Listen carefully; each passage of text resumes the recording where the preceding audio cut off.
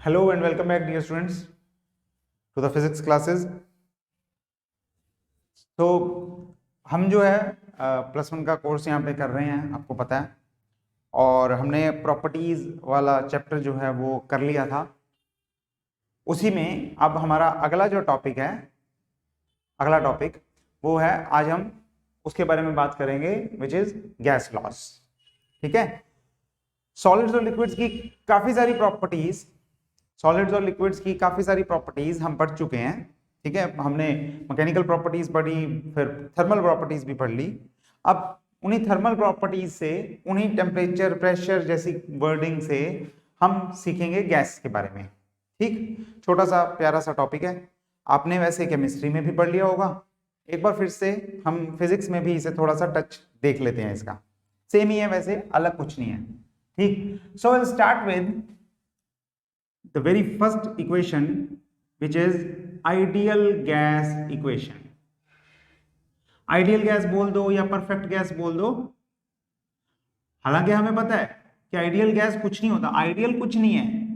लेकिन हम फिजिक्स में या किसी भी सब्जेक्ट में साइंस को डेवलप करने में जब हम काम शुरू करते हैं तो हम एक परफेक्ट मॉडल लेके चलते हैं। साइंटिफिक तरीका यही है।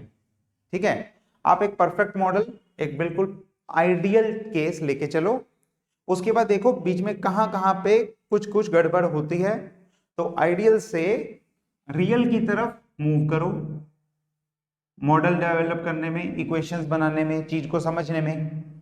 और फिर ये देख लो कि रियल चीजें आइडियल की तरह, रियल चीजें आइडियल की तरह कहां पे बिहेव करती हैं। ठीक है, this is the normal way we do our science, right. तो हम आइडियल गैस इक्वेशन देखते हैं। सीधी सीधी इक्वेशन है, एक pressure multiplied by volume is equal to number of moles, a constant and temperature. ठीक है, PV is equal to nRT, PV is equal to nRT. इसे याद कर लो अच्छे से, और ये बहुत काम आने वाली है हमारे। ठीक हो गया, सिंपल सी इक्वेशन है, बात समझ में भी आ गई, कोई दिक्कत वाली बात नहीं है।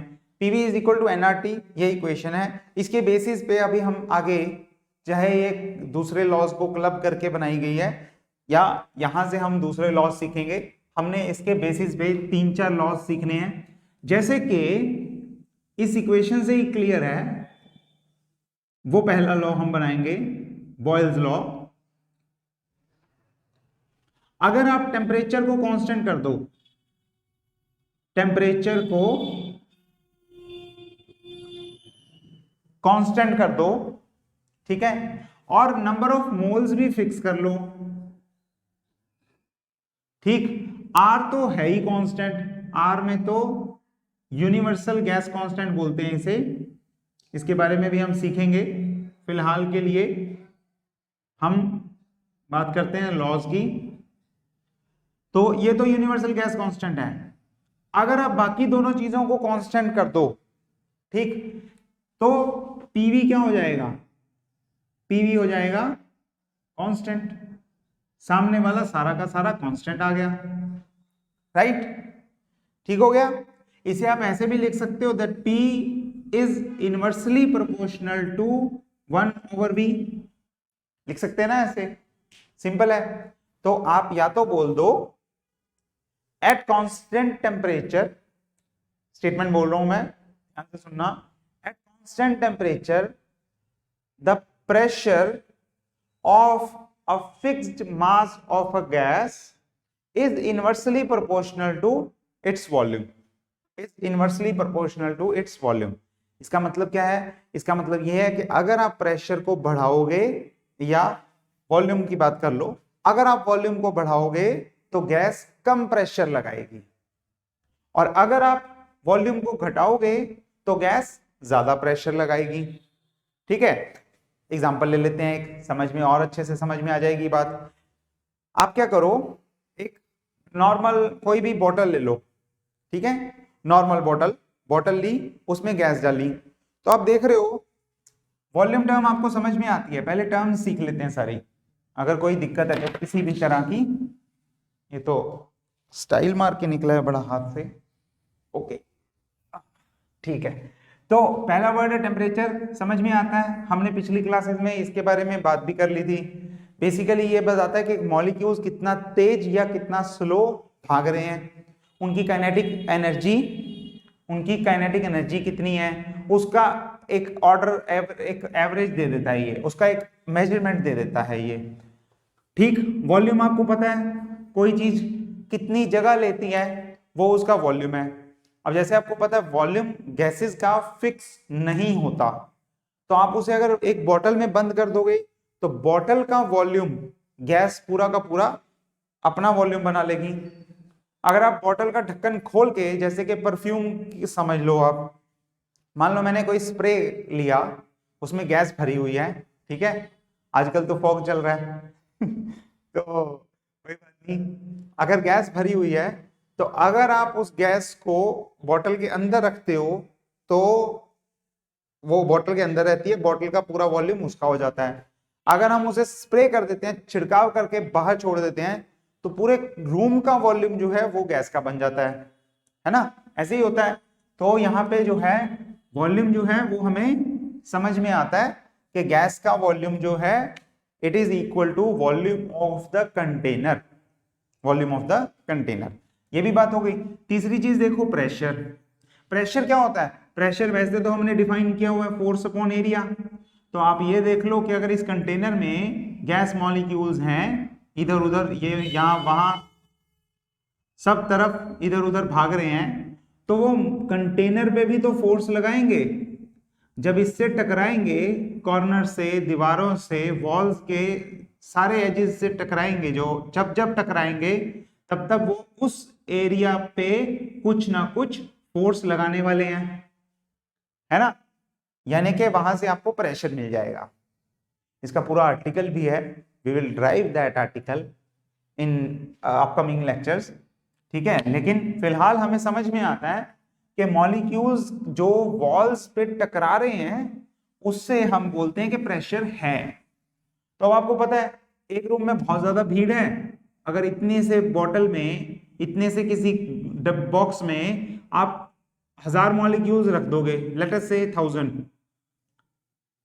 100 लोग आपने बिठा दिए यहाँ पे, ऐसा मान लो, और इन्हीं 100 लोगों को आपने इतने बड़े ग्राउंड में छोड़ दिया, तो आपको पता है किसमें वो दीवारों पे जाके कम टकराएंगे, कौन से केस में वो दीवारों पे जाके ज्यादा टकराएंगे। तो जब ज्यादा टकराएंगे तब ज्यादा प्रेशर, जब कम टकराएंगे तो कम प्रेशर, है ना। तो इस हिसाब से हम इसका आइडिया ले लेते हैं। यहां से बॉयल्स लॉ भी काफी हद तक क्लियर हो जाता है सिंपल लैंग्वेज में, बिल्कुल, कि अगर आप वॉल्यूम बढ़ा दोगे, अगर आप वॉल्यूम बढ़ा दोगे तो प्रेशर कम हो जाएगा, और अगर आप वॉल्यूम घटा दोगे तो प्रेशर बहुत ज्यादा हो जाएगा, प्रेशर ज्यादा हो जाएगा। This is basically the Boyle's law, that's it, nothing more than that. ठीक हो गया? कहां से निकाला हमने? इसी आइडियल गैस इक्वेशन से निकाल लिया। अगर आप इसे एक क्वांटिटी को कांस्टेंट पुट कर देते हो तो ये बन जाता है। ठीक, एक वर्ड और सीख लो, the word is isothermal। Thermal word आपको बताया था टेम्परेचर से है, आइसो मतलब सेम, वैसा सही रहता है। तो जब टेम्परेचर कांस्टेंट हो जाए, कांस्टेंट सेम मत बोलो चाहे, जब कांस्टेंट हो जाए तो हम उस प्रोसेस को बोलते हैं आइसोथर्मल प्रोसेस, आइसोथर्मल प्रोसेस। ठीक है, अगर यहां तक बात समझ में आई तो कहानी खत्म, फिर कोई दिक्कत वाली बात नहीं है। इस प्रोसेस को हम बोलते हैं isothermal process. In an isothermal process fixed mass of a gas follow this law, PV is equal to constant. चलिए, तो हमें 3 वर्ड समझ में आ गए, उससे एक लॉ समझ में आ गया। इसी लॉ पे एक बात और करूंगा, एक और एग्जांपल लेते हैं, बहुत ही अच्छी एग्जांपल है समझने को। देखिए, हमने क्या बोला, आप बहुत जगह बहुत बच्चे गलती करते हैं, तो सारे बच्चे ध्यान से सुने आप, ठीक, ये गलती नहीं होनी चाहिए, ध्यान से सुनना। प्रॉब्लम है क्या है, प्रॉब्लम ये है कि मान लो मैंने एक बैलून लिया, ठीक है, गुब्बारा ले लिया, उसे मैंने फुलाना शुरू कर दिया, ठीक है, इन्फ्लेट करना शुरू किया, और बहुत स्लो कर रहा हूं मैं, बहुत स्लो करने से क्या होगा, कोई गर्मी या सर्दी, मतलब उसका टेम्परेचर चेंज नहीं होगा, कोई हीटिंग प्रोड्यूस नहीं होगी, ठीक है। तो मैं ये कह रहा हूं कि मैं उस बैलून को इतना स्लो इन्फ्लेट कर रहा हूं that it is an isothermal process, ठीक है। अब आपने बताना है बॉयल्स लॉ फॉलो होगा कि नहीं, तो आप कहोगे डेफिनेटली बॉयल्स लॉ तो फॉलो होता ही है ना, इसमें क्या है।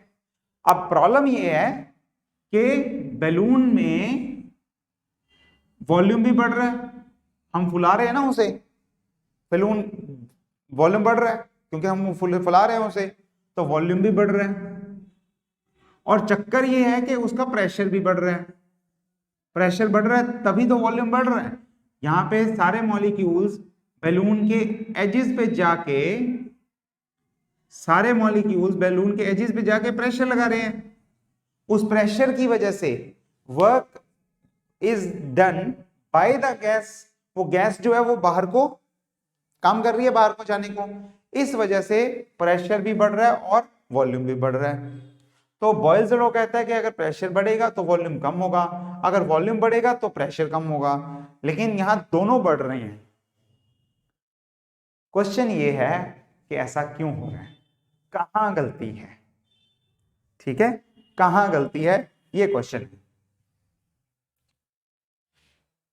सोचो सोचो सोचो सोचो, पॉज करो, आराम से सोचो, सोच लो, पॉज करके आराम से सोच लो कहां गड़बड़ है, फिर मैं आंसर देने वाला हूं, ठीक है। बॉयल्स लॉ में कहीं गड़बड़ है, कहीं वैलिड नहीं है, वो कोई लिमिटेशन है कि यहां वैलिड नहीं है, बाकी सब जगह ठीक है, या बिल्कुल सिंपल सी चीज है जो हम इग्नोर करके चल रहे हैं। बहुत बच्चे बोलते हैं, पूछो बॉयल्स लॉ डिफाइन करो, वो बोलते हैं keeping the temperature constant, keeping the temperature constant, P is inversely proportional to V, और ये स्टेटमेंट भी लिख देते हैं, PV is equal to constant at constant temperature, at constant temperature. मेरा क्वेश्चन ये है कहां पे गड़बड़ है, ओके। तो इसके बारे में हम बात करने लगे हैं अब। अगर आप सोच सोच के थोड़ा सा आंसर ढूंढ लिया आपने तो बहुत अच्छी बात है, नहीं तो मैं बता रहा हूं कि इतनी स्टेटमेंट पे नहीं जाना। साथ में मैंने एक और चीज बताई थी, N इज फिक्स, ठीक है। N क्या है, नंबर ऑफ मोल्स हैं, कितनी गैस है, कितने मोल्स हैं गैस के, वो होता है N, तो यहां पे वो भी फिक्स रखना है। तो स्टेटमेंट मैंने 2 बार बोली या 3 बार बोली, हर बार मैंने बोला for a fixed mass of a gas, fixed mass, ठीक है। तो ये याद कर लो, for a fixed mass of a gas, ये बहुत जरूरी है।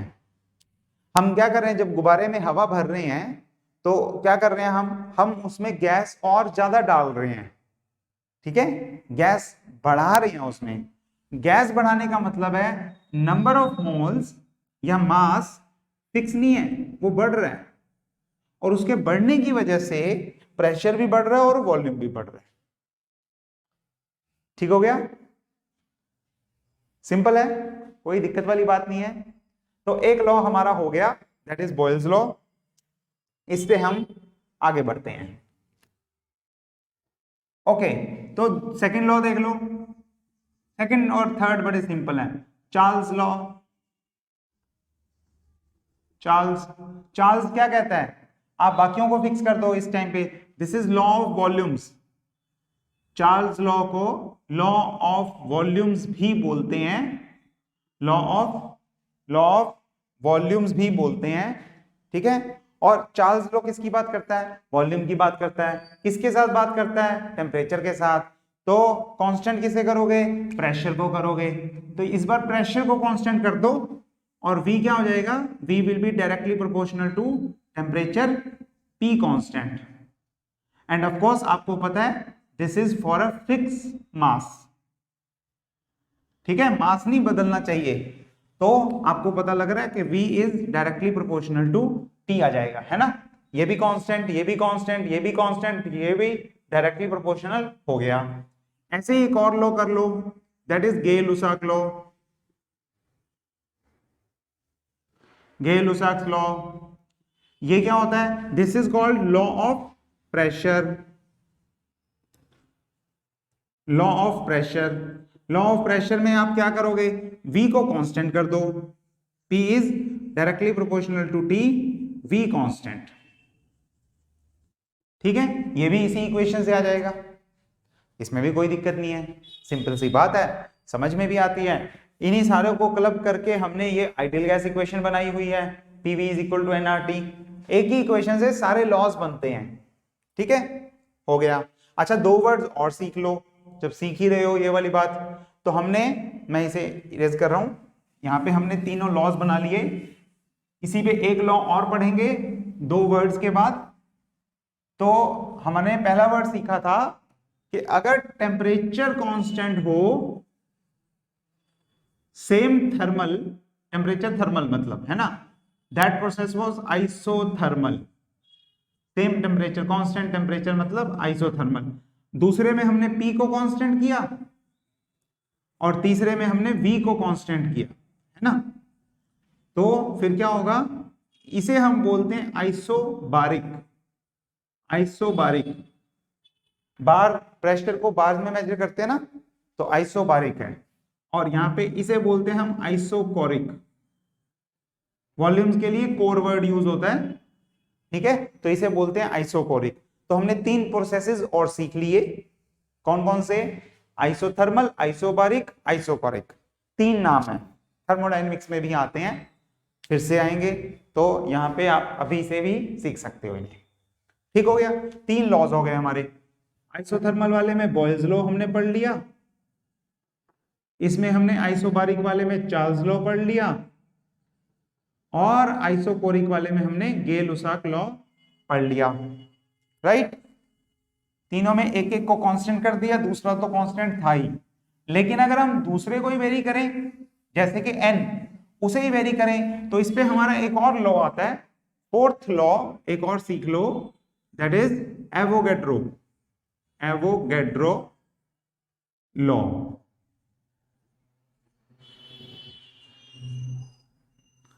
एवोगैड्रोस लॉ, ठीक है। एवोगैड्रो लॉ क्या बोलता है, अब आप P को भी कांस्टेंट कर दो, T को भी कांस्टेंट कर दो, तो क्या बच जाएगा, तो बच जाएगा V is directly proportional to N, ठीक है, उसी से निकलता है, सिंपल सा लॉ है, V is directly proportional to N। तो इसका क्या मतलब है, इसका बेसिकली मतलब ये है कि if we keep the pressure and temperature of a gas और of two gases to be the same, मतलब under the same conditions of pressure and temperature, equal volumes of a gas contain equal number of moles, ठीक है, equal volumes contain equal number of moles। number of moles कह दो या number of molecules, कोई ज्यादा फर्क नहीं है, कोई बात नहीं है, कोई ज्यादा उसमें प्रॉब्लम नहीं होगी किसी तरह की। यहां से नंबर ऑफ मोल्स है, but number of moles can be converted into number of molecules, तो नंबर ऑफ मॉलिक्यूल्स भी ले सकते हो, ठीक है। जैसे कि मान लो मैंने दो गैसेस ली, दो कंटेनर लिए, दो बैलून ले लिए, वो फुला लिए, प्रेशर इन पे रख दिया स्टैंडर्ड टेम्परेचर प्रेशर रख देता हूं मैं, स्टैंडर्ड टेम्परेचर प्रेशर या नॉर्मल टेम्परेचर प्रेशर, आपको पता है ना, STP NTP, normal temperature pressure या स्टैंडर्ड टेम्परेचर प्रेशर कितना होता है, टेम्परेचर नॉर्मल वाला और प्रेशर भी नॉर्मल वाला, हमें पता ही है, ठीक है। 1 एटमॉस्फेरिक प्रेशर ले लिया, और जो है नॉर्मल 273 वाला, वो 300 वाला टेम्परेचर ले लिया, यहाँ पे प्रेशर भी हो गया और टेम्परेचर भी हो गया फिक्स, कोई भी ले लो, जो यहाँ पे लो वही वाला यहां पे लेना, ठीक है। अगर ऐसा ले लेते हैं हम, दोनों जगह पे सेम ले लेते हैं, तो वॉल्यूम भी कंटेनर का बराबर रख लो। मान लो मैंने 1 लीटर ले लिया, 1 लीटर 1 लीटर, ठीक। तो क्या होगा, तो क्या होगा, इनके अंदर जितने नंबर ऑफ मॉलिक्यूल्स होंगे वो भी बराबर होंगे। एक में आप चाहे हल्की गैस भर दो जैसे कि H2, दूसरे में हैवी गैस भर दो जैसे कि O2, लेकिन मास नहीं बराबर करना, हमने नंबर ऑफ मॉलिक्यूल्स बराबर करने हैं। इसी पे हमारे पास एक नंबर भी आता है, दैट इज 6.023 इंटू 10⁻23 के इतने नंबर ऑफ मॉलिक्यूल्स होते हैं 1 मोल में, वो भी इसी चीज पे है। This is called Avogadro number, ठीक है। मोटी मोटी बात यह है कि इस आइडियल गैस इक्वेशन से, पहली इक्वेशन, 4 लॉज निकलते हैं, Boyle's law, Charles law, Gay Lussac law और एवोगैड्रोस लॉ। एक में आप यहां पे 5 क्वांटिटीज हैं, 5 में से एक पक्का कांस्टेंट है, यूनिवर्सल गैस कांस्टेंट, ठीक है, आर पक्का कांस्टेंट है। बाकी बचे 4 वेरिएबल, 4 वेरिएबल में है P, V, N और T। अगर आप कोई 2 कांस्टेंट कर दोगे तो बाकी 2 एक दूसरे पे कैसे डिपेंडेंट हैं ये निकल आएगा, ठीक है। तो ये इसकी सारी कहानी थी, बात खत्म हो गई, चारों लॉज हमारे डिस्कस हो गए, इतनी ही बात थी। इसके बाद वाला बात जो है अब हम सीखते हैं, नेक्स्ट करने वाला, इन्हीं लॉज में एक जगह करेंगे, बाकी 2-3 जगह अपने आप इंप्लीमेंट हो जाएगा, ठीक है। जैसे कि सबसे पहले हम शुरू करते हैं नेक्स्ट पार्ट, जो इसी में हमने करना है, एक चीज और सीखनी है अभी, वो करना है हमने, इसके ग्राफ्स बनाने हैं। ग्राफ में क्या होता है, आप एक्स एक्सिस पे कुछ बनाते हो, वाई एक्सिस पे कुछ बनाते हो, आप देखते हो कि इसके चेंज करने से, this is basically independent variable, ध्यान रखना बेटा, इंडिपेंडेंट वेरिएबल, इसे आप अपनी मर्जी से चेंज करते हो, एक्स को आप अपनी मर्जी से चेंज करते हो। और जो यहां वाला होता है वो होता है डिपेंडेंट वेरिएबल, मतलब यहां वाले को आप अपनी मर्जी से चेंज करो, इसे चेंज करने की वजह से यहां वाला चेंज होगा, ठीक है। ओके, मान लो ऐसे चेंज होता है, तो हम स्लोप की, एक वर्ड यूज होता है स्लोप, वो क्या होता है, वो होता है यहां वाला अपॉन यहां वाला, यानी कि मैं लिख देता हूं y, small change in y is dy, छोटा सा चेंज, छोटा सा y में चेंज अपॉन dx, ठीक है। So basically y upon x is the slope, इतनी बात ही है, क्लियर हो गया, यहां तक भी कोई दिक्कत नहीं है किसी तरह की, सिंपल सा पॉइंट है ना। अब हमें देखना है कि बॉयल्स लॉ में क्या होता है, बॉयल्स लॉ में कौन कौन होते हैं, प्रेशर और वॉल्यूम कांस्टेंट है, यही आ रहा है। तो प्रेशर किसके इक्वल हो गया, एक तरह से some constant divided by v upon में, है ना, 1/v आ गया, कोई दिक्कत नहीं। ग्राफ किस किस का बनाओगे, ग्राफ बनाओगे आप, यहां पे वॉल्यूम ले लो, यहां पे प्रेशर ले लो। तो मैं पहले v के साथ नहीं बनाता, मैं पहले बनाता हूं 1/v के साथ, ठीक है, 1/v के साथ। तो क्या होगा, P 1/v के डायरेक्टली प्रोपोर्शनल है ना, क्योंकि ये तो कांस्टेंट ही है। तो जब आप 1/v बढ़ाओगे तो P भी बढ़ेगा, और जब घटाओगे तो ये भी घटेगा। मैंने ये 2 अलग अलग टेम्परेचर्स पे बना लिया, this is T1, this is T2, ठीक है। क्या हो रहा है, एक में स्लोप कम है, मतलब नीचे को झुका हुआ है वो, और दूसरे में स्लोप ज्यादा है, मतलब ऊपर को झुका हुआ है, ऊपर की तरफ है। अगर वो y एक्सिस की तरफ है तो स्लोप ज्यादा, अगर वो x एक्सिस की तरफ है तो स्लोप कम, x एक्सिस की तरफ स्लोप कम, y एक्सिस की तरफ स्लोप ज्यादा, ठीक है। इतनी बात समझ में आती है। अब हमें बताना है कि T1 बड़ा है या T2 बड़ा है, ग्रेटर कौन है दोनों में से, दोनों में से बड़ा कौन है ये बताना है। तो ध्यान से देखो कौन होगा, स्लोप क्या है, ये कांस्टेंट क्या था, टेम्परेचर ही था ना, N R T, T constant है, टी कांस्टेंट है, इसीलिए तो ये इसके इक्वल है। तो एक्चुअल में जो k है, जो स्लोप है, स्लोप कितना होगा, p upon 1/v, that is pv, that is a constant. वो कौन है, टेम्परेचर, राइट। तो अगर स्लोप ज्यादा तो मतलब टेम्परेचर ज्यादा, और अगर टेम्परेचर कम तो स्लोप भी कम, ठीक है। इसका मतलब है T2 is greater than T1, T2 is greater than T1, ठीक है। तो ये पॉइंट भी आपको समझ में आना चाहिए, अच्छे से ग्राफ बनाना आता होना चाहिए।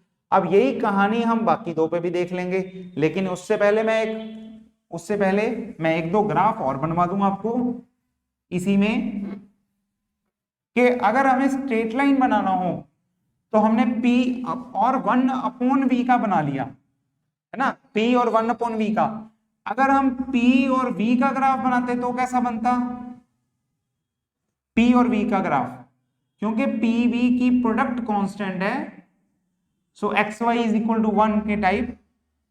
This graph is hyperbola, this graph P with V is a rectangular hyperbola, ध्यान रखना, ठीक है। और भी तरीके हो सकते हैं इसके ग्राफ बनाने के, लॉग लेके बना लो, पर जरूरत नहीं अभी हमें। तो हम आगे बढ़ते हैं, सेम दो ग्राफ हम चार्ल्स लॉ वगैरह में भी देख लेते हैं, फिर हमारी बात पूरी हो जाएगी आज की। तो चार्ल्स लॉ और दूसरा है गेल-लुसाक लॉ। यहां पे कौन होता है, pressure is inversely proportional to T और वॉल्यूम कांस्टेंट है,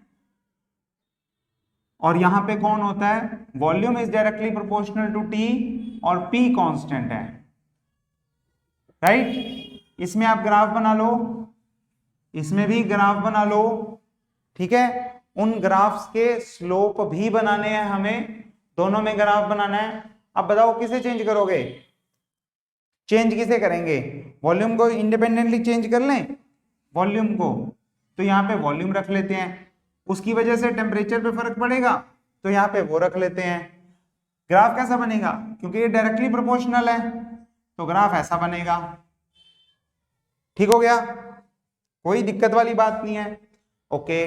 अब T अपॉन V, स्लोप कैसा होगा, ये मान लो प्रेशर P1 है, ये प्रेशर P2 है, स्लोप कैसा होगा, slope will be equal to T upon V, T upon V, T upon V, slope ये है, ठीक, T अपॉन V ये स्लोप है। अब T अपॉन V क्या होता है, प्रेशर या 1 अपॉन प्रेशर, क्योंकि PV is equal to RT है, तो V को आप अपॉन में ले जाओगे तो ये होता है P, प्रेशर, ठीक है। तो फिर वही बात कि अगर स्लोप ज्यादा तो प्रेशर ज्यादा, और वो कम तो वो कम, ठीक है, कोई दिक्कत वाली बात नहीं है। एक बार फिर से मान लो हम यहाँ पे P रख लेते हैं, यहाँ पे T रख लेते हैं, तो स्लोप फिर देखते हैं, वॉल्यूम हम यहाँ पे V1 रख लेते हैं, यहाँ पे V2 रख लेते हैं, और स्लोप क्या होगा, P upon T, this will be a constant. और ये एक्चुअल में किसके इक्वल है, PV is equal to RT से, अगर T आप यहां पे ले आओगे तो V वहां पे जाएगा, सो कांस्टेंट इज 1 अपॉन V। तो इसका मतलब जब स्लोप ज्यादा तो V कम, जब स्लोप कम तो V ज्यादा, यानी कि V1 will be greater than V2 in this case. यहां पे क्या होगा, यहां पे P2 will be greater than P1। तो आपको ये पता होना चाहिए कि एक्स एक्सिस पे कौन है और वाई एक्सिस पे कौन है। अगर ये दोनों पॉइंट क्लियर है, स्लोप क्लियर है किस तरह से लेते हैं, स्लोप के हिसाब से अगर आप ये आइडेंटिफाई आराम से कर लेते हो कि कौन सी वैल्यू ज्यादा पे बनेगा, कौन सी कम वैल्यू पे बनेगा, तो ये ग्राफ्स भी आप सारे कवर हो गए हैं। अगर समझ में आ गया हो तो खुद के लिए क्लैप करना, तो करो, फिर ताली बजाओ और खुश रहो। ठीक है, तो इस तरह से हमने क्या कवर किया है, बड़ा छोटा सा प्यारा सा टॉपिक था हमारा। उसमें हमने गैस लॉ सीखे हैं, जिसमें हमने ideal gas equation, Boyle's law, Charles law, Gay Lussac law, Avogadro law with their graphs सीख लिया है। ठीक है, चलो अब अगली क्लास में मिलेंगे फिर, और अगली क्लास में हम सीखेंगे इसके आगे का टॉपिक, जो कि बेसिकली है काइनेटिक थ्योरी ऑफ गैसेस। ठीक है, काइनेटिक थ्योरी ऑफ गैसेस। जाते जाते एक छोटा सा रिमार्क कि मैंने शुरू में बात की थी, हम आइडियल को स्टडी करते हैं, ये सारा कुछ आइडियल है। आइडियल गैस, इन्हें आइडियल गैस, रियल गैस नहीं, परफेक्ट गैस जो इसे हम बोलते हैं, वो इन सबको अच्छे से फॉलो करती है। तो अब क्वेश्चन ये है कि रियल गैसेस जो हैं, जो हमें रियल में मिलती हैं, एटमॉस्फेयर में ही ले लो, वो आइडियल कब होती हैं, और आइडियल गैस एक्चुअल में कैसी होती है, क्या फर्क है आइडियल गैस और रियल गैस में, कहां पे डिफरेंस आता है जिस वजह से कोई गैस आइडियल की तरह बिहेव करती है, कोई नहीं करती, उसके बारे में हम अगली क्लास में सीखेंगे। रिमार्क सिर्फ छोटा सा ये है कि अगर आप टेम्परेचर को कर दो हाई टेम्परेचर, और प्रेशर को कर दो लो, ठीक है, तो आइडियल गैसेस की तरह रियल गैसेस भी आइडियल गैसेस की तरह बिहेव करती हैं। Real gases becomes ideal gases at high temperature and low pressure. ठीक है, क्यों कैसे अगली क्लास में फिर से डिस्कस करेंगे। तब तक के लिए टेक केयर, गुड बाय, और काम करते रहो, डाउट्स वगैरह हो भेज देना, हम अगली क्लास में सॉल्व करेंगे उन्हें। ठीक है, चलिए ठीक है बेटा, अगली क्लास में मिलते हैं, काम करते रहो। ओके।